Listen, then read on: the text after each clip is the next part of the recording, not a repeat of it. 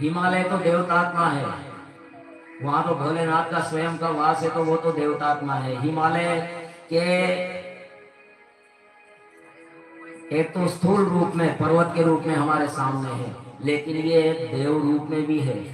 देवताओं की सभा में जब तक हिमराज नहीं आते ना, तब तक देवताओं का काम नहीं होता है। इसलिए देवता भी है हिमालय, और स्थूल रूप में हमें दर्शन कर देने के लिए। जैसे ही ऋषिकेश से ऊपर चढ़ेंगे, आपकी भावना ही अलग हो जाएगी।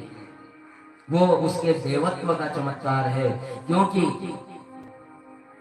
ये हिमालय कहे शिवो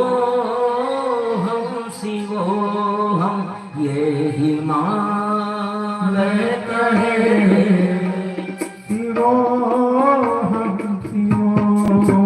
ये हिमालय कहे शिवो